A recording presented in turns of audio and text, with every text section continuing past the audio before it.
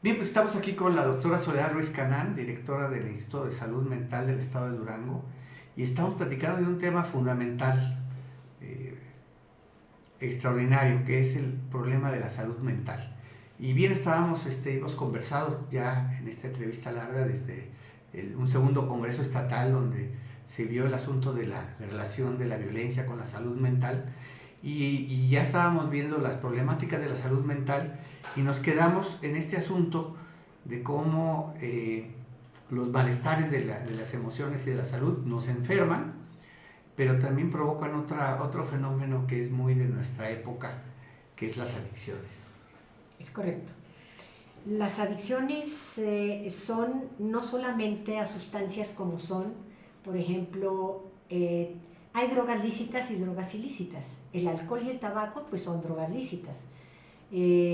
Otras drogas pues es la marihuana, el cristal, la cocaína, el fentanilo y otro tipo de drogas a veces sintéticas que están en el ambiente, ¿no? Las drogas tienen la característica de empezar a crear tolerancia desde un punto de vista fisiológico en el organismo y también lo generan desde un punto de vista psicológico porque son estimuladores de un neurotransmisor que se llama dopamina, que es el neurotransmisor de la felicidad, ¿no? Como hace un momento tú decías. Y no solamente las sustancias nos pueden causar adicción. Hay, por ejemplo, las adicciones a la alimentación, a los alimentos, a las compras, la ludopatía, que es el juego, ¿sí? A los aparatitos, que ya está tipificado de acuerdo al DSM-5, y bueno, pues también causa adicción en los niños, en los adolescentes, en los adultos, en los aparatitos, los teléfonos, y esto trae como consecuencias que se alteran las necesidades y la vida normal, las necesidades innatas que tiene el ser humano, como el sentido de pertenencia familiar, la comunicación entre la familia, la comunicación entre seres queridos, el sentido de pertenencia social, que ya nos descabezamos, nos matamos, etc. Bueno, en este sentido, las adicciones, detrás de una adicción, siempre hay un problema de salud mental. Eso es lo que lo llaman de manera internacional patología dual. Patología dual porque hay un problema de salud mental e inmediatamente la persona se engancha en el problema de la adicción por los efectos que le causa las sustancias, pero que después van generando un gravísimo problema hasta llegar a situaciones pues críticas, ¿no? Y las adicciones, creo yo, Armando, que es muy importante que nos demos cuenta que los negocios más rentables del mundo son la venta de armas, la venta de drogas y la venta y la trata de seres humanos. Y yo creo que hay que pensar de una manera más integral, pues a quién le va a convenir de los que tienen el negocio de la venta de armas que se acaben las guerras, que se acabe la delincuencia, ¿sí? Que se acabe la delincuencia, el narcotráfico, etc. Y a quién no le va a gustar seguir actuando. En los países subdesarrollados el 40% son jóvenes, es un mercado muy amplio para el consumo de sustancias, ¿sí? Entonces son los grandes negocios, ¿sí? México es uno de los países que están en los primeros lugares de lo que es la prostitución infantil, tristemente. Entonces sí tenemos algo que nuestra salud mental pues no es armónica porque no tenemos algo que los países manejan como índice de desarrollo humano que establece la ONU. Y el índice de desarrollo humano nos habla de lo que es el Producto Interno Bruto, lo que es la posibilidad de vivir una vida sana, cubriendo la salud, cubriendo lo que son las necesidades del estudio, un buen salario y un desarrollo integral humano, ¿sí? A lo que no podemos llegar porque tenemos un índice de desarrollo humano en muchos países pues muy bajo. El país que más alto índice de desarrollo humano tiene es Suiza, ¿sí? Y bueno, es una sociedad distinta, ese índice de desarrollo humano es el factor que se determina, ¿sí? Que los individuos de una sociedad tengan una calidad de vida con justicia social. Y el índice de desarrollo humano en México, del 2020 era de 0.779. Ahora que revisé yo en la ONU, el índice de desarrollo humano, estamos en el .756, que estamos en el 86 lugar de 196 países. Eso es importante, esa cifra, porque somos la economía número 15 del mundo aproximadamente. Pero con una desigualdad tremenda. Pero en desigualdad, pero además el índice de desarrollo humano estamos por el suelo. Por el suelo. Sí, siendo un país muy rico. Sí, porque no está mal el número 15 del mundo, no suena mal. Sí, pero... En 200 países, pero... Las desigualdades. Las desigualdades, y obviamente la desigualdad, y es lo que usted dice, ¿verdad? La pobreza genera estos dramas humanos que no nos hacen estar bien, ¿verdad? Pues muy interesante. Doctora, usted habla de la descomposición social, nos está hablando de estas dificultades. ¿Qué podemos hacer? Porque los seres humanos tenemos que sobreponernos a las exigencias. En estas circunstancias que estructuralmente no se van a poder modificar aún, aunque haya la voluntad para ello en corto plazo, ¿qué es lo que tendría que hacer el ciudadano común, la persona que nos está oyendo? ¿Cuáles serían las herramientas? ¿Qué tenemos que hacer?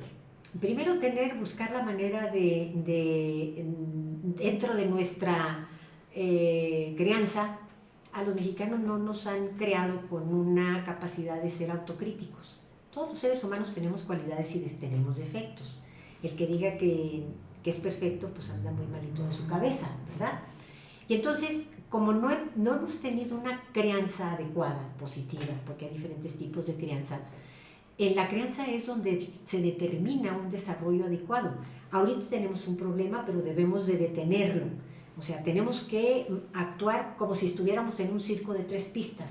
En la primera pista, la promoción y la prevención, la psicoeducación, el prevenir, el psicoeducar a los padres de familia, el entrar también con la educación, con los temas de salud mental. Ese concepto que usted dijo es crianza positiva, ¿verdad? Crianza positiva. La gente que pueda investigar más sobre ese concepto. Claro, la crianza positiva es aquella en donde se cubren las necesidades del ser humano biológicas, psicológicas, socioculturales y espirituales, ¿sí?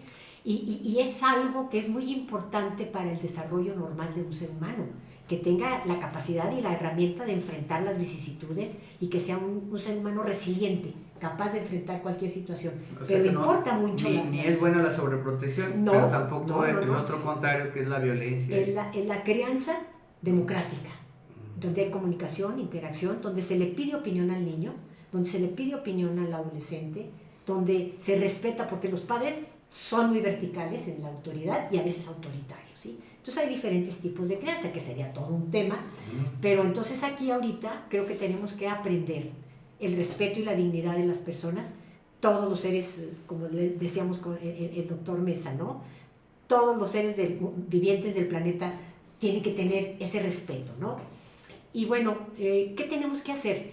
En esa primera pista tenemos que ser psicoeducar a la población, lo que es la salud mental, para evitar las enfermedades. Claro que va a haber enfermedades como cualquier otras enfermedades que son genético-hereditarias, ¿sí? Pero evitar toda una serie de problemas que no solamente son problemas de salud mental o psiquiátricas, socialmente, individuales, sino que también socialmente la sociedad está enferma, ¿sí? Y sus síntomas son lo que habíamos mencionado hace un momento. Entonces, en la primera pista sería esto, y que las 3 pistas estén funcionando al mismo tiempo. En la segunda pista, la detección, el diagnóstico y el tratamiento adecuado de los problemas de salud mental. Y en la tercera pista, la rehabilitación y la reinserción social. ¿Por qué tenemos que ser de las 3 pistas y la primera es tan importante? Porque si no empezamos con los niños, con la crianza, cómo educar a los padres, cómo educar a los hijos, cubrirle todas estas necesidades, lógicamente que pues yo soy muy idealista, ¿no? Es como dicen, eso es una utopía, no, yo creo que se puede, ¿sí? Entonces, teniendo eso, porque si no empezamos con los niños, se nos van acumulando. Es como querer limpiar el agua del patio con la llave abierta, pues nunca la vamos a poder limpiar. En la segunda etapa, en lo que tenemos enfrente y los problemas que tenemos de salud mental, en donde la salud mental se vincule a la salud pública, para empezar a entrar desde el primer nivel de atención y desde la comunidad a manejar lo que es la salud mental, a hacer trabajos de tamizajes en las escuelas, ir psicoeducando a los padres de familia, ¿sí? Es todo un proyecto que tenemos que se llama Salud Mental Comunitaria para poder empezar a paliar empezar a psicoeducar y empezar de manera de corto, mediano y largo plazo, cambiar la conducta del ser humano. Que todo esto que me platica nos lleva a la idea de que la salud mental no es nada más al ahí se va. No. Es todo un arte, es toda una técnica. Con evidencia científica. Donde ¿sí? el eje que usted ha hablado mucho, muy bien, es el afecto, es el amor, es el respeto. Ese es un eje que nunca hay que perder. Es esencial, es el motor que mueve la conducta del ser humano. Cubrir estas necesidades, tanto biológicas, porque podemos dejar de comer varios días y no nos morimos. Podemos dejar de tomar agua varios días y no nos morimos. Pero yo hago la semejanza de las necesidades emocionales del ser humano con la necesidad de oxígeno. Si dejamos de respirar 5 minutos y nos morimos. Entonces, es tan importante lo biológico con lo psicológico, el afecto. Ese es el motor que mueve nuestra conducta. Claro que en la crianza positiva hay límites, es orientar, conducir, alimentar al ser humano, ¿sí? Y darle el rumbo adecuado con la crianza positiva, ¿sí? Entonces, empezaremos a tener una sociedad distinta. Diferente. Aunque nos digan... Hay otro programa mundial muy bueno, disculpe que le interrumpa tantito, es la primera infancia, por eso muchos gobiernos del mundo le apuestan. invierten porque saben que desde la planeación del embarazo a los hasta primeros los 5 o 6 años es importante. Fundamental. Y de los 5 a 6 a los 15, 16 años, pues acuérdese que cuando creamos el Instituto de Salud Mental, proponemos la cartilla de salud mental. Yo recuerdo, sí. ¿Sí? Y ahí está, en los decretos. Y eso nos daría la oportunidad, no solamente es un equipo multidisciplinario que está compuesto lógicamente por el médico general, porque habemos muy pocos psiquiatras en el país, pero los capacitamos, el psicólogo, la trabajadora social, el nutriólogo, el ejercitador físico, la gente que está en seguridad pública para la prevención del delito, pero de manera horizontal con todas las demás instituciones para ir cubriendo todo aquello en la línea de vida que el ser humano no tiene, como agua potable, o sea, lo que hace pobre a la gente, que no tiene cubiertas esas necesidades tan importantes que también lo dice la ONU, ¿sí? Perfecto. Bueno, pues ha sido muy interesante y muy rica y de muchas pistas y de muchos temas esta plática. Le agradecemos mucho, doctora Soledad Ruiz Canán, directora del Instituto de Salud Mental, que haya estado con nosotros, y la vamos a tener que volver a invitar porque hay muchos temas que habría que ya tocar en lo específico para que pues tengamos más herramientas en esta área tan importante y fundamental para el ser humano, que es la salud mental, y que a veces no le damos mucha importancia. Muchas gracias, y me da gusto saludarla, hace tiempo que no coincidía con usted. No, y muy agradecida con alguien tanto que yo admiro como es usted, Armando, y muchísimas gracias por la invitación. Muy bien, bueno, pues este ha sido el programa de Armando Diálogos. También estuvo con nosotros mi tocayo Armando Mesa, y bueno, pues vamos a despedirnos, y estamos a través de la televisión, pero también a través de las redes sociales en este programa, su programa Armando Diálogos. Muchas gracias por su atención.